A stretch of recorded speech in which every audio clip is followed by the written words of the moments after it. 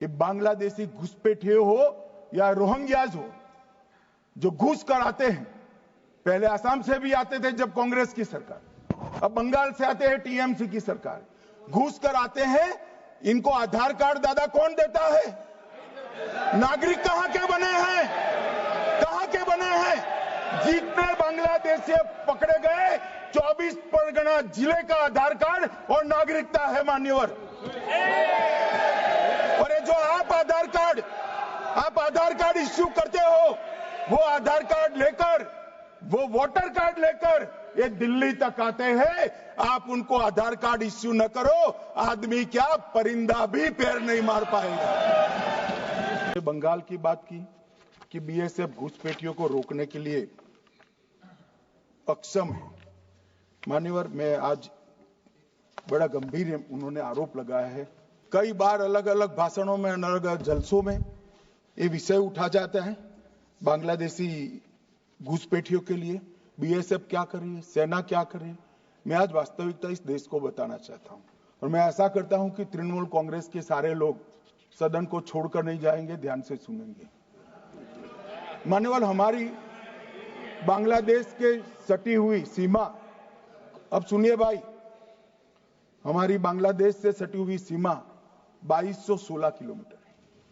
उसमें से 1653 किलोमीटर बाढ़ बन चुका है, बाढ़ के पास वाला रोड भी बन चुका है और चौकियां भी बन चुकी है। शेष फेंसिंग की लंबाई है 563 किलोमीटर। 563 किलोमीटर सीमा आज भी खुली है और शेष फेंसिंग जो 563 किलोमीटर है उसमें 112 किलोमीटर फेंसिंग ऐसी है, बॉर्डर ऐसी है जिसमें बॉर्डर फेंसिंग व्यवहारू नहीं, नाले हैं, नदियां हैं, ऊंची नीची पहाड़ियां हैं, जहां 112 किलोमीटर में फेंसिंग हो ही नहीं सकता और 450 किलोमीटर जहां फेंसिंग होता है वहां बाकी है।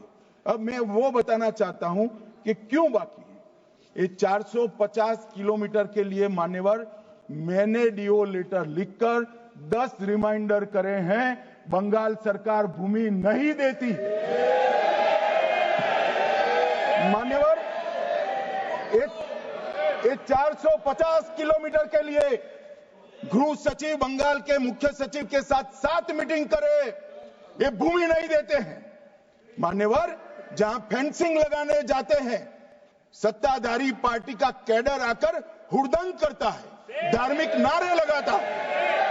और मान्यवर, मैं कहना चाहता हूं कि ये 450 किलोमीटर फेंसिंग रुकी है तो केवल और केवल बंगाल सरकार की दया की दृष्टि घुसपैठियों के पर जो है इसके कारण। और मान्यवर, इससे आगे ये 450 किलोमीटर शायद ये भाषण सुनकर ममता जी भूमि दे भी दे तो हम खत्म कर देंगे, फिर भी 112 किलोमीटर खुली सीमा रहती है।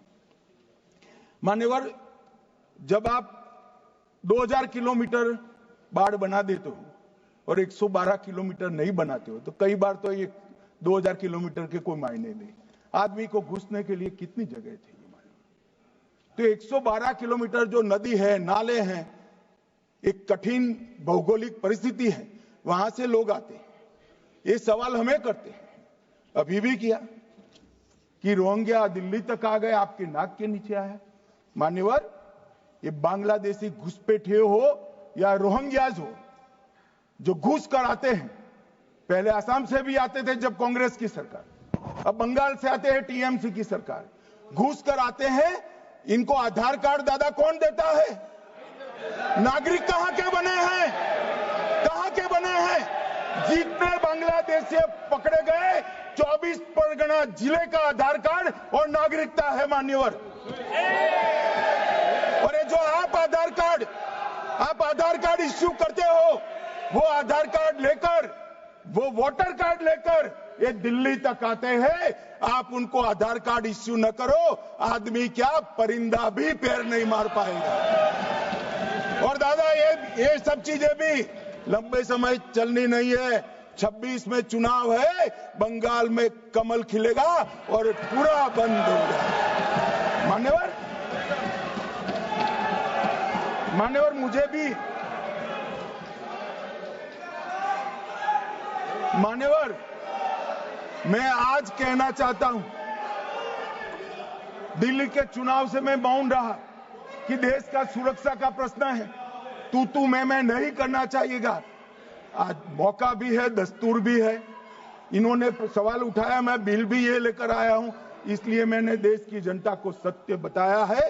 ये 450 किलोमीटर जो आपकी कृपा से खुली रही है, वहीं से घुसपैठ है, वहीं नागरिक बनते हैं, वहीं आधार कार्ड बनाया जाता है और देश भर में फैल जाते हैं। मान्यवर,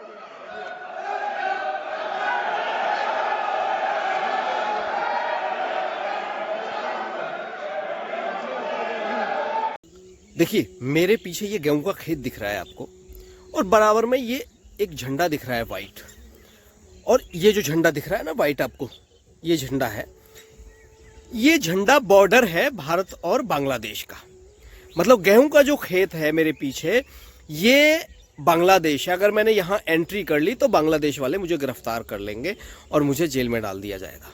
मेरे पीछे आप देख रहे होंगे थोड़े बहुत, तो आपको बांग्लादेश के गांव दिखाई दे रहे हैं, और बांग्लादेश के ये गांव जो हैं, यहाँ से कोई रोक टोक नहीं है, आराम से ये चले आते हैं यहाँ लोग। कोई फेंसिंग नहीं है किसी भी तरह की, और किसी भी तरह की फेंसिंग ना होने की वजह से यहाँ आसानी से घुसपैठ होती है। यहाँ और लोग हैं कुछ आसपास, हम उन लोगों से बात करेंगे जो तमाम लोग आए हुए हैं कि यहाँ फेंसिंग है नहीं है, क्या वजह है इसकी और क्यों नहीं हुई है। देखिए, हम उस जगह पर खड़े हुए हैं जहां एक और भारत है, एक और बांग्लादेश है। अब ये देखिए, ये बराबर में ही ये जो वाइट आपको ये झंडा दिख रहा है ना, ये जो वाइट झंडा है, इसके उधर की साइड का जो खेत है वो है बांग्लादेश, और इधर की साइड का जो ये खेत है ये है भारत। मतलब उधर की साइड का बांग्लादेश और इधर की साइड का भारत हो गया। अब यहां से आप देखेंगे तो अगर हम आगे चलते हैं तो ये जो डॉल जा रही है, देखिए ये मैड़ जा रही है, गेहूं का खेत है। उधर गेहूं का खेत जो है वो बांग्लादेश है, और इधर जो धान का खेत है ये भारत है। और मैं जो खड़ा हुआ हूं, ये रोड पर खड़ा हुआ हूं यहाँ, और ये रोड है, और देखिए इस पे लाइट लगी हुई है। वहां तक जहां तक ये रोड जा रही है, इस पे सब लाइटें लगी हुई हैं, और ये लाइटें अभी थोड़ी देर में जलने वाली हैं सभी। हमारी जीरो ग्राउंड से रिपोर्ट करने के बाद गृह मंत्री अमित शाह ने इस मुद्दे को ना सिर्फ लोकसभा में उठाया, बल्कि इसके खिलाफ कानून भी बना दिया।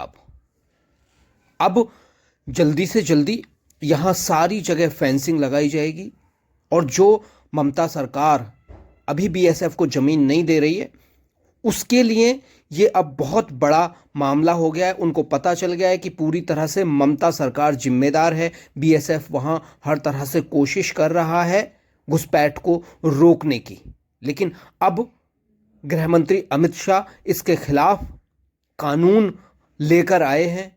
और आज जो हमने वहां जीरो ग्राउंड से जाकर रिपोर्टिंग की, उसके बाद एक ये बहुत बड़ा बदलाव देखने को मिला है।